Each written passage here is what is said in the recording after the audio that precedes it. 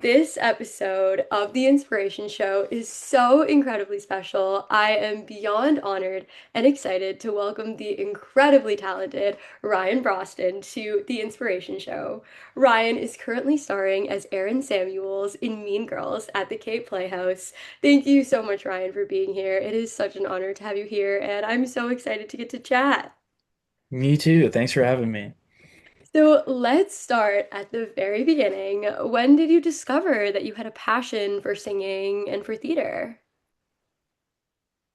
I saw my oldest friend, who's still my oldest friend, one of my best friends, do um what show did he do? He did it was not I can't remember what the stage version of it is called. Is the musical Charlie in the Chocolate Factory or Willy Yeah. Wonka in the Chocolate Well, Factory? there's Okay. both. There's both.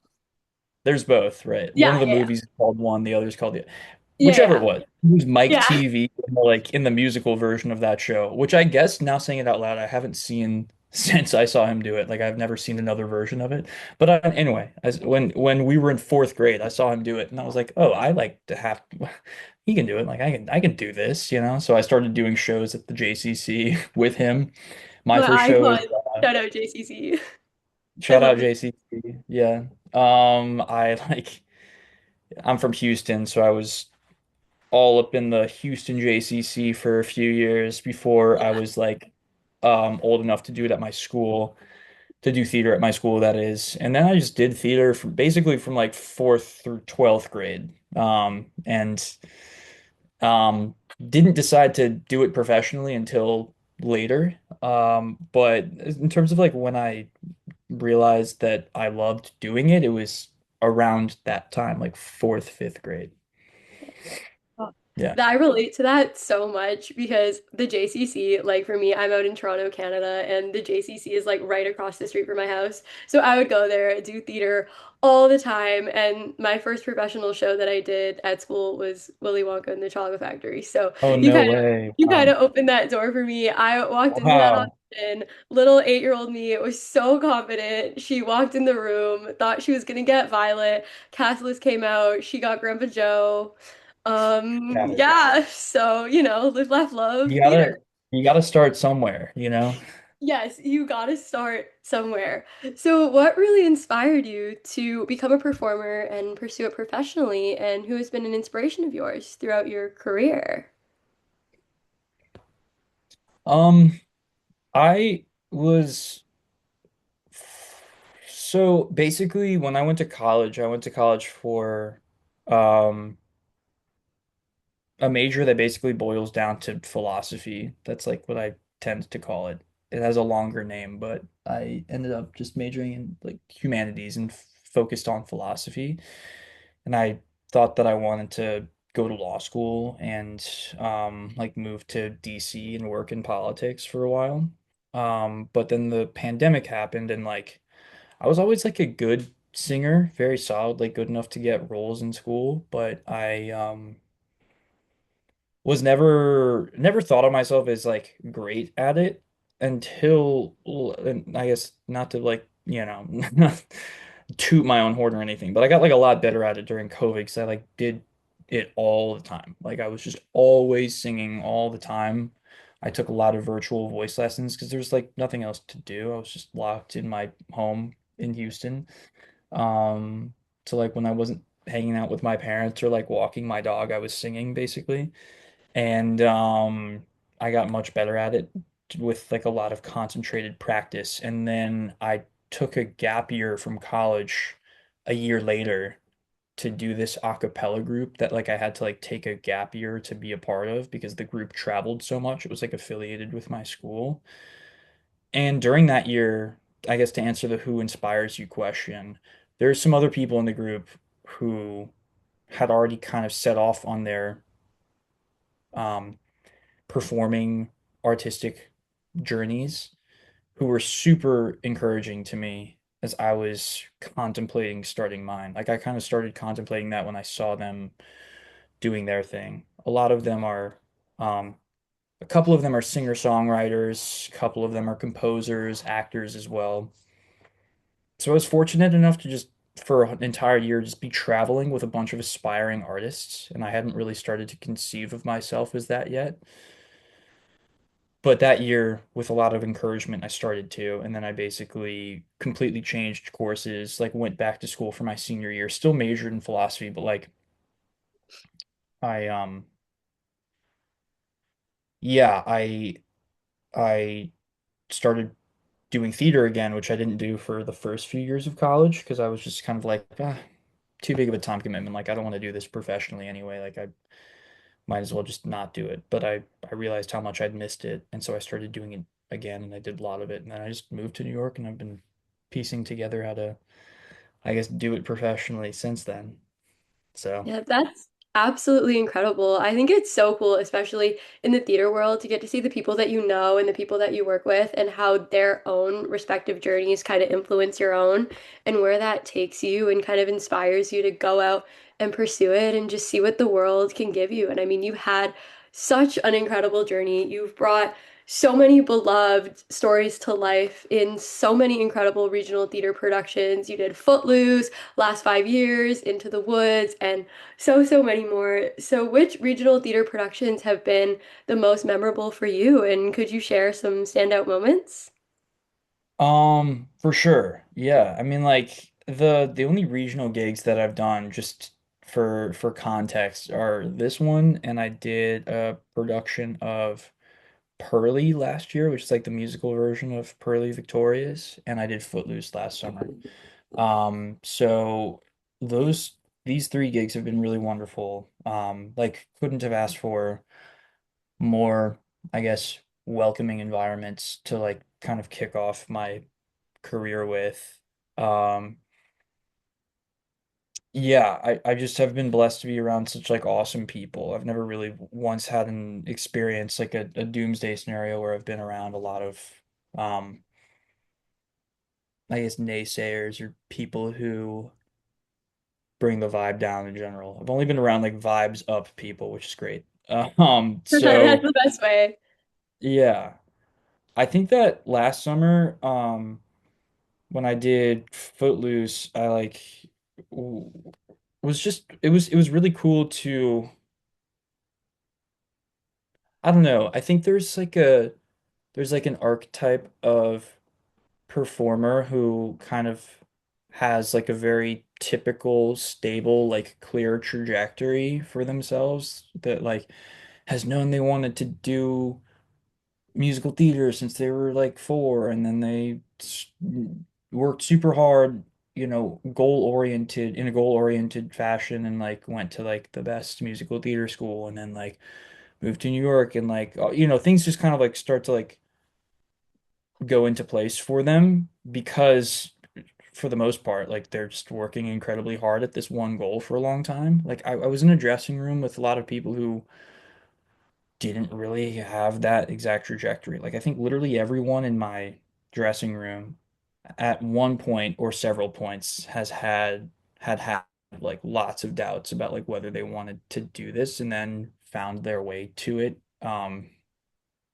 through one or several really meaningful experiences that kind of gave them that like why that they needed to push them into this career. And I felt very in line with those people for that reason. That's not to say that my only friends or favorite people, in any respect, are like people who have similarly atypical backgrounds like mine, where I like had like a winding road to this. It's certainly not true. But I do find like a particular kinship with people who don't come to this in a cookie cutter fashion, so to speak. Yeah.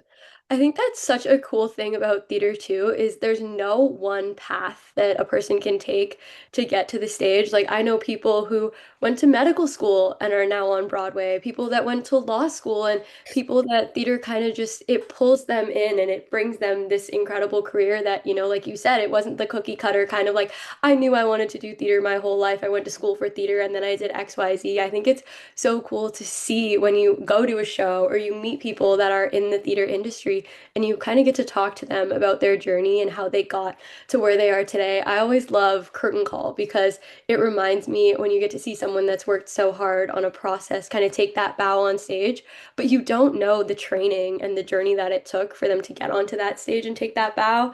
And that's why I love getting to sit down with actors on the podcast or listen to interviews and learn about people's journeys because sometimes it's not just that cookie cutter and you get to learn about what got them there. And I think that's what's really special and kind of adds that extra layer of meaning when you go see a show. Yeah, I totally agree with that. 100%. And you graduated from Yale University. And while studying at Yale, like you said, you traveled the world with an a cappella group and you performed in theater productions on campus as well. So, how did those Mhm. experiences kind of shape you as a performer and prepare you for a career in the industry? Um, in many ways they didn't. Like they totally did in lots of respects. So I guess in the sense that they kind of were unique challenges in and of themselves. Like for example, with the a cappella group, we were singing all the time. And so that is like a juggernaut of like a vocal experience for sure that like I think would probably only rival, being in like there are ones that are certainly more challenging. Like when I Yeah. saw like, the first thing that comes to mind is like Six. I saw that like a couple of years ago. Love that show. Those women are doing some like Herculean feats all the time, but in terms of, needing to stay healthy vocally, that taught me a lot because I just knew that I would need to wake up the next morning and like warm up my voice immediately and get ready to like sing some like really challenging stuff later that day. Sometimes two, sometimes three times that day.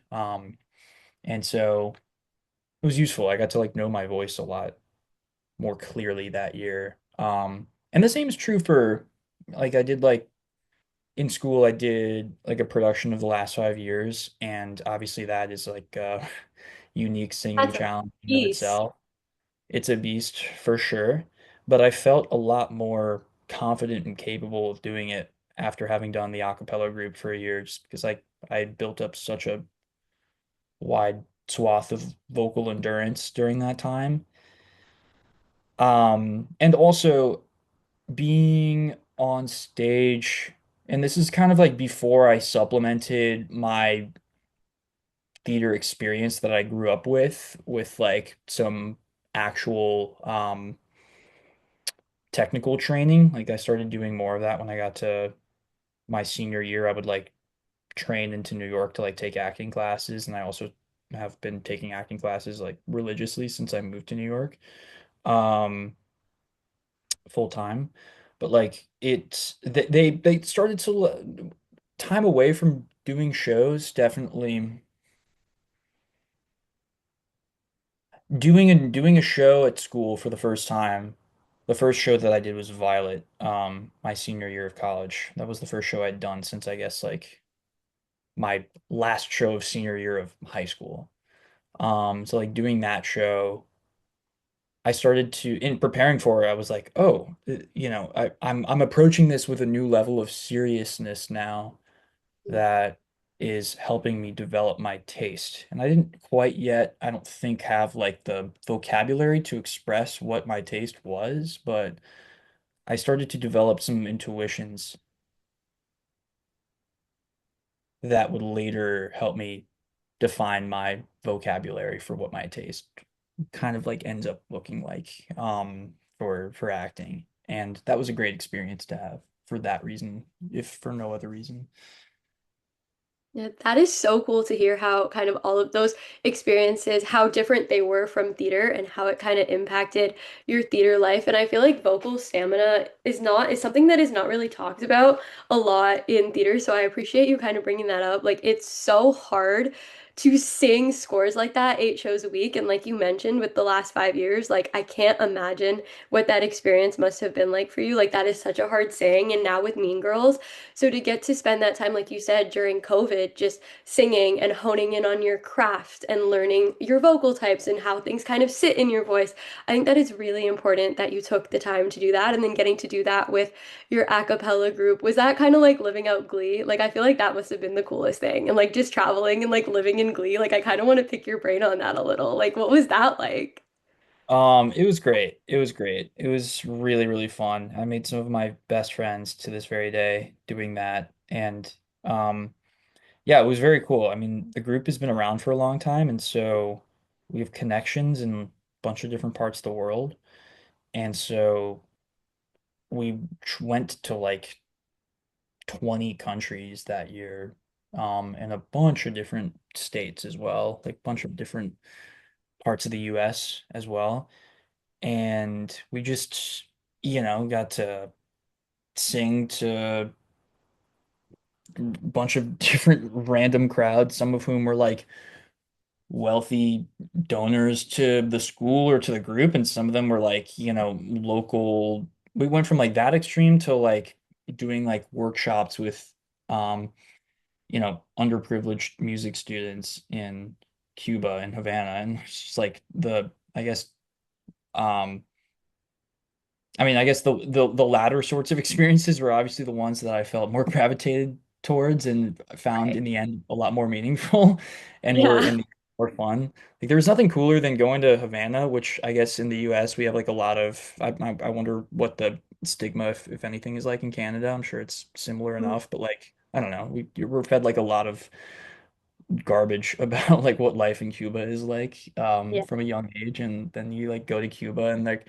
all of the kids, when they found out that a couple of the people in the group were like musical theater actors, were like asking about super who I would have considered like niche cultural figures. Like they didn't just like know who like Jeremy Jordan was. They knew who like I don't know who's a good example. Like I don't know. Like Like a they knew kind like of niche, like you got to be a Broadway person to know. yeah, like no Yeah. one no one who doesn't like musical theater knows who he is Yeah. as awesome as you and I know him to be. Like people Yeah. won't really know who that is unless you're like a huge fan of Supergirl or something. Yeah. Like Valid. Valid. yeah. Yeah, but they all knew all the big Broadway stars. They knew who Cynthia Erivo was before Wicked happened. Like I feel like that's another that That's that was the another, example yeah, I was searching for. that's a good Um, example. they knew her from like The Color Purple. Like it was crazy. I was in shock. So like those experiences I'll take with me forever. And it was only made possible by being in this really incredible group. And I oftentimes forget how cool it was. And then so it's thank you for reminding me. No, that is so beautiful to get to see. Like I was talking about it with Victoria earlier, like when you're doing shows or you're doing experiences with like younger generations of theater and you kind of get to be that inspiration for them or kind of that door opener into the world of theater that they kind of get bit by the theater bug. Like it's so special to think about how you get to be that inspiration for someone else because you don't know if these children are going to go out to go on Broadway or win Tony Awards or pursue theater or bring theater to their country of origin and kind of create something new. And I think it's so special to see that you got to travel the world and kind of be that for so many different children and kind of not introduce them to the world of theater, but introduce them to this new side of it because you never know where that's going to take them. So I can't imagine what that must have been like for you. What an incredible Yeah. time. Yeah, it Yeah. was great. Yeah. And alongside from being a star on stage, you've also stepped into the world of TV and film. So, what have you enjoyed most about TV and film? And could you share some highlights or memorable projects that you've been part of in the TV and film world? Aside from like little, indie projects here and there, like I was really small parts on two TV shows. The first show was like I was in one scene in Patina Miller's show, Power Book 3. And so like I guess that was an insane first day on like a big set. They like Wow. I got like driven out there and when we actually I had like when I was actually like brought out to set to like do that one scene that I was gonna be a part of. Yeah, I just like saw Patina Miller and she like I remember looking at me and being like, "Who are you?" I was like, "That's so fair. I have two lines in this scene. Like, you don't need to know who I am." Um, and That's also my iconic. character, yeah, my character's name was literally nondescript guy. And so was like, I'm nondescript guy. And then she was just like, all right. And then we didn't talk for the rest of the day. And I was like, honestly, Please so tell me that. satisfied with Oh, just that oh, amount of talking with her. What'd you say? please tell me that's on your resume as nondescript guy. It was, and then my agents told me that I needed to change it, because that is just like so unsavory to look at. Oh But that is what's on my IMDb because that's technically the name of my character. my God, I So, love that. yeah. Um, Oh, that was a really, really cool first day of set and first big set experience, I yeah. would say. Yeah, and what was that like for you kind of stepping into that TV and film world after doing so much theater? Like, did you have any difference of your approach? Did it kind of like, was it eye-opening for you as an actor? Did you kind of learn anything new that from that first day on set? I think so. I think with in describing the difference between film and TV acting, like a lot of people offer intuitions about it that make sense on their faces. Like you like the camera will find you, for example, whereas like your performance space where when you're on stage is like enormous and like you must fill it. I think both of those things are like in general true, but the sorts of things that I feel like you learn switching mediums for the first time are like kind of also hard to explain technically. Like you just kind of like develop a new set of senses for what is correct. I'm saying this like knowing that I've only done like in film and TV like little spots. Like obviously my goal is to do a lot more of it, and so I'll have a clearer answer to this question in 5 years than I do right now. But I would say that in general, like the difference was not as pronounced as I thought it might be, but mainly just because I tried to not overthink anything. I only had, you know, a few lines, and so I wanted to just deliver them as honestly as I could, and I think that that's the same thing that we're taught to do in theater as well. So, nothing, no crazy like earth-shattering revelations happened. It was more just like clarity that that sort of preparation that I'm used to doing will take me far. And also the like willingness to adjust that I usually have based off of like how well that preparation goes will also take me far. And I'm so excited to dive into this next part because you also write music. So I wanted to chat with you a little about that. So how did you first discover your passion for writing music? How did that all kind of formulate for you? So I definitely haven't been writing music religiously, for a while. I do it when I can like carve out the time for it. Yeah. But it all goes back to being in the acapella group with those other artists, a couple of whom more than like several of them are like still actively writing music, and are like blossoming in their careers right now too. And so I think a lot of it started with just remember my friend PJ. You can find him on Spotify as well. Like he's an excellent producer. He produces for a lot of artists now as well. And I saw him working in like an Ableton session, and I was just so curious. I'd never even seen anyone produce music electronically before. And so I just started asking him a lot of questions about how it all worked, and he sent me some demos that he had no lyrics to yet, and I just started putting lyrics to them myself and like melodies, and they were terrible. And then I just like gradually started to develop a taste for how to make them better, and then promptly realized that I wanted to prioritize acting over that. So it's not something that I am lucky enough to be able to do all the time, but when I can carve out time for it, it is a really nice escape for me. So it's not something that I do as frequently as I would like, I guess is like the bottom line, but I really love doing it. Yeah, and when you do have the time to do it, like what inspires you when you write? Do you usually start with like the lyrics? Do you start with a melody? Like how does that kind of come to you? I kind of love picking the songwriter brain because I feel like everyone kind of starts differently. So I kind of love hearing everyone's processes. I definitely feel like I get my energy from sounds, and so I will pretty exclusively. Sometimes like a melody idea will just come to me and I'll like voice memo it, but most of the time I'll start by just putting some chords together and developing a track based off of that. And typically I don't start like writing melodies or lyrics, certainly not lyrics, until I have like a pretty sound fundamental beat already made.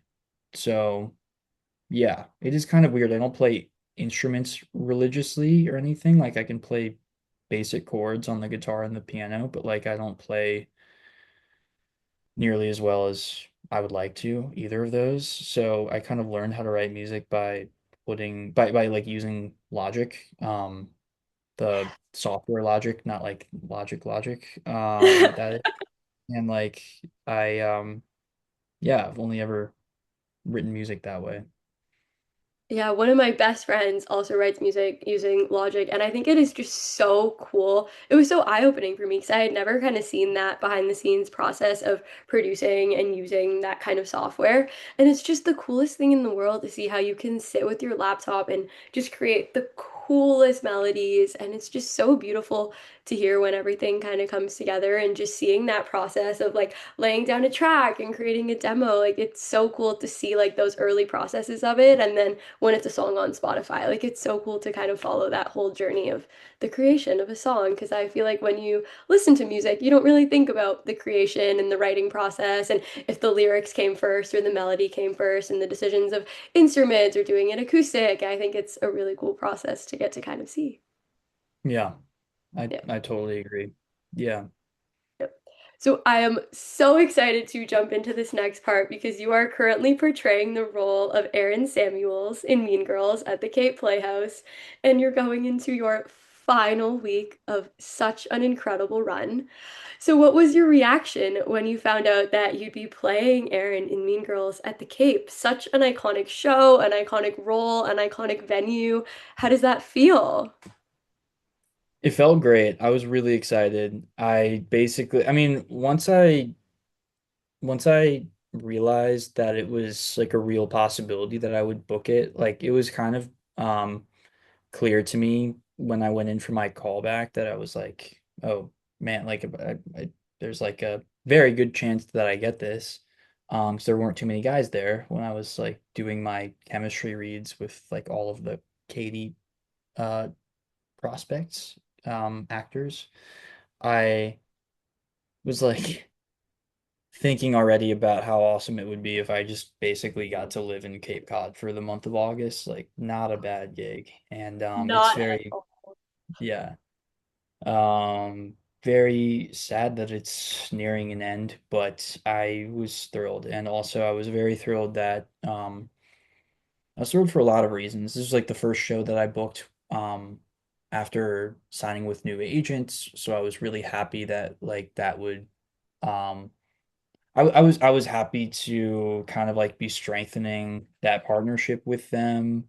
I was happy to be doing this show, which is super fun. And you know, usually I feel like I've since since moving to New York, I've played like a lot of goofy characters, you know, like comedic characters in nature. And like This one is not that. This one is like the love interest, which is fun because I have been wanting to play a character like this for a long time. Someone with like a lot of heart who's super genuine, and doesn't necessarily exist in the show to provide laughs. Even though I also do love doing that. Yeah. Um, yeah, all of those things were immediately really exciting to me. And then when I finally booked the role, I was thrilled. Yeah, I mean, what a special show and what a venue. And I mean, it's always really nice to kind of step out. I don't want to say typecast, but to kind of step out from like the typecast and kind of explore these new kinds of characters because I feel like it's so cool when you get to break away and try something that you've never played before. And what an amazing show to do it in. I mean, Mean Girls is so much fun. That's always the show I turn to when I need a little bit of fun. Oh, so Nice. Good. Good. how did you prepare for stepping into such an iconic and beloved role while also kind of putting your own stamp on Aaron? Um, I think that I mean my preparation didn't really look different than like on its face than what most preparation processes look like. Like I learned my lines and I learned the songs, et cetera, et cetera. It's a unique experience though because the show's called Mean Girls. Like obviously all of the female characters are at the centerpiece of it, and like my character serves a really particular purpose that I obviously wanted and still want, like intend to fulfill um admirably, but like by no means is he there to like take any moments for himself that don't belong to him or anything like that. So I think just in addition to learning my lines, etc., like really getting a grasp of what the key moments of the show look like, and that involved, looking over my shoulder during rehearsal to like see what the scenes that I wasn't part of looked like, really getting a sense from the script of what the other characters' arcs are like. I think that really informed my performance because it like definitely made it so that I had a very clear understanding of the space that my character like was intended to take up in the actual performance. And so, when I'm on stage, I don't consciously think about this, but I think ingrained, like I know where I'm supposed to be and like how I'm supposed to be fulfilling that function. And what that ends up just looking like is just trying to like listen and respond to like what's going on around me as best I can at any given moment. And it's a fun place to be. I don't have to like worry about belting my ass off like Yeah, no, real, real. Caroline and Corey do all the time. I leave that to them because they are Yeah. great at it. Yeah. Oh, yeah, and I've always had such a special love for Aaron because I kind of want to pick your brain about this if you agree. I always found he was kind of two characters in one, like when he's with Katie and then when he's with Regina, just like the different ways that he acts and like the subtle tones in speaking. Like I kind of think it's really cool to jump around between those two worlds and how he acts with each one of the girls, respectively. Have you found that throughout your process, just like kind of getting to explore him and his thoughts when he's with each of the girls? I I don't think I agree, but also what I've learned since doing the show, which I've never seen a production of it, and I've also like maybe I shouldn't say this, but I've never seen the new movie, the musical version that came out a few years ago. Yeah. Um, I heard it wasn't that great, and so I just never watched it. Mm-hmm. So I don't know. Yeah. Yeah. But basically like I maybe I'll watch it now that I've done the show. But like anyway, You don't have to. You don't have all to. right, great. You're telling me I don't have to, so I won't. So yeah, I've never seen a production of it, but I've like, I've listened to the songs before. And now doing the show and hearing from other people who have seen different versions of it, I know that there is a lot of different versions of it. Yeah. So like how Aaron is written and the UK tour version, which apparently has rubbed off on like the version that we're doing now, is largely different, and that version is different from the Broadway version, so I'm really not sure. So like in general, like I haven't what you just said like doesn't resonate with me, but I think a lot of that might just be due to the fact that I'm working with a very particular version of the show, and Yeah. like that's Yeah. all I've had to work off of. Yeah. Um, but like in terms of just to like respond, I guess directly to that, I think that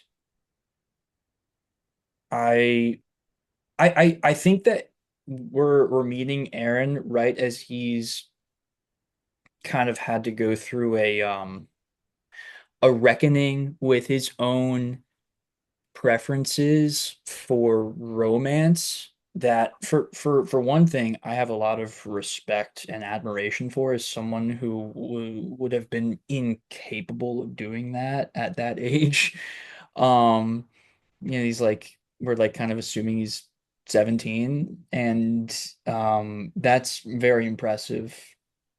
Stupid with Love, I feel like he in that scene, he kind of is expressing like frustration with how he was like treated by like the hottest girl in school, and now he wants something else, and I feel like even though he inevitably ends up getting tempted back into dating her, um just the self-awareness to express like the desire to have a new kind of relationship enter his life, or lack thereof, or no relationship at all, which is kind of what the song for him is about, is impressive to me and something that I really take to heart each time I'm doing the show, because um it's so easy as a young person to get wrapped up in what's in front of you and not kind of take a step back and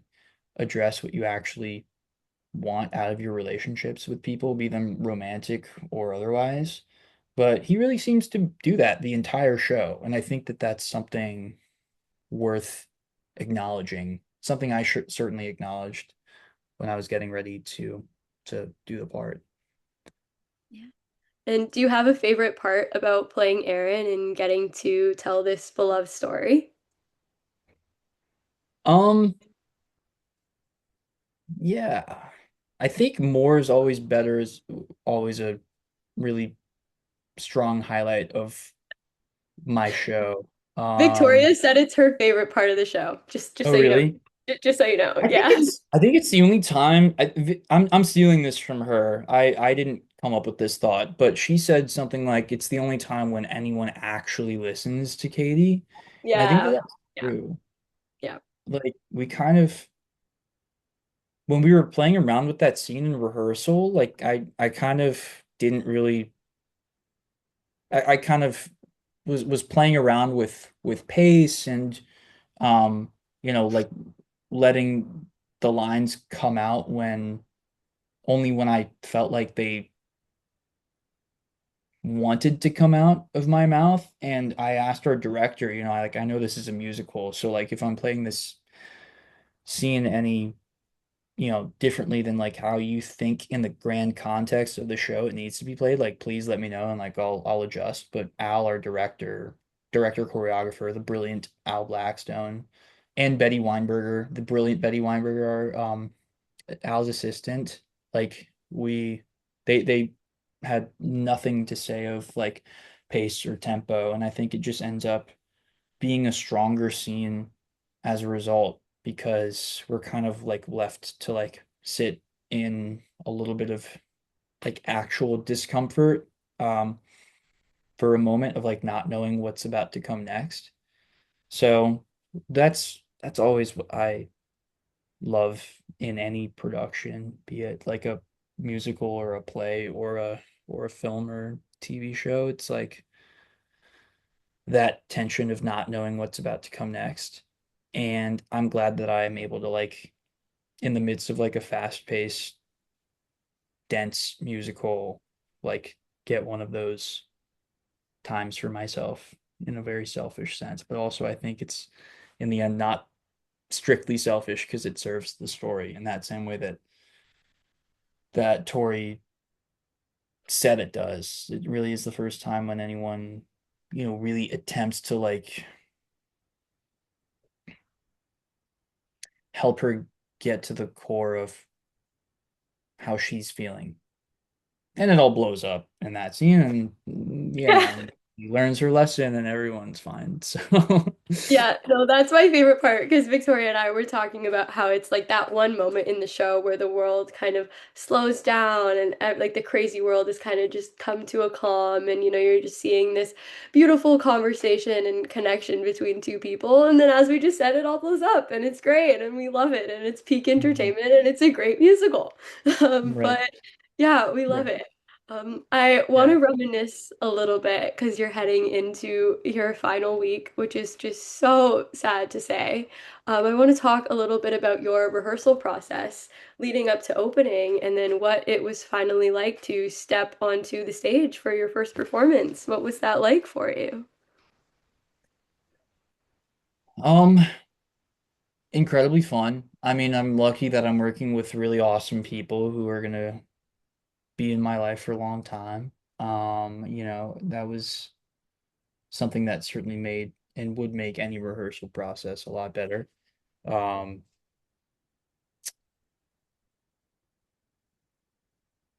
yeah, I just love watching all of our dancers work. They're just so incredible. I mean, really, whenever I'm not on stage, I'm either watching like a ridiculous vocal performance or a ridiculous like set of like athletic feats happening in front of me, and they're all the people in this cast are crazily talented. So, I just feel from day one in rehearsal, I felt unbelievably lucky to just be able to watch these people work and do things that like I could only dream of doing. And that made basically every moment of rehearsal great. It's like either I was like having fun doing something on stage myself, or I was like watching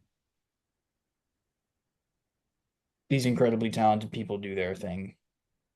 Oh, wow, how incredible. And do you have a highlight moment in Mean Girls so far?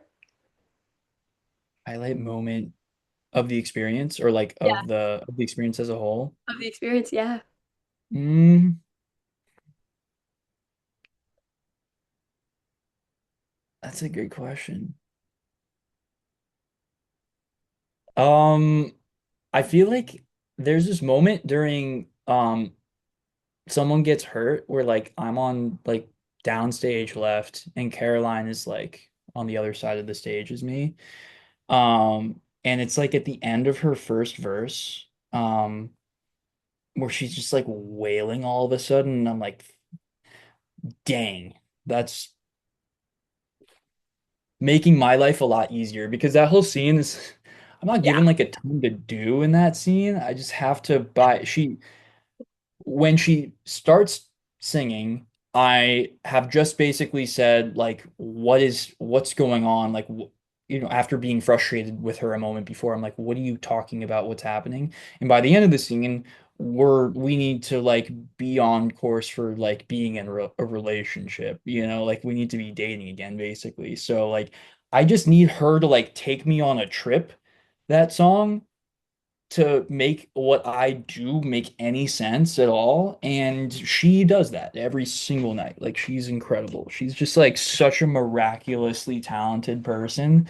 And she, in doing so, makes my life so much easier. And it starts like at that moment, at the end of her first verse, I think, where I'm like, I need to like start believing that she is kind of like the answer to how I'm feeling about myself. And like she gives me all of the reason in the world to start feeling that way night after night. Oh, I mean, shout out Caroline and shout out Someone Gets Hurt because that's my favorite song in the show. I feel like it's a little bit underrated. Like, I feel like everyone always kind of turns to World Burn as like the 11 o'clock like hit number. Like, when you go see Mean Girls, you go for World Burn. But for Yeah, me, I feel like it's Someone Gets Hurt. And also with this production, Apex Predator. Your Apex Predator is insane. Like, the choreography, it's it's just awesome. Like this It's production is really just wonderful. hands down top notch. It's been incredible to get to see all the videos come through and chat with all of you. Like I feel so, so, so lucky. And Totally. to finish us off, looking back on everything you have achieved in this industry, what advice would you give your younger self entering the industry? Hmm.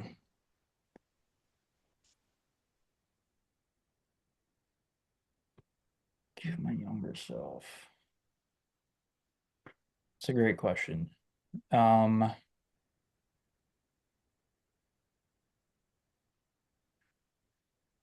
I would say that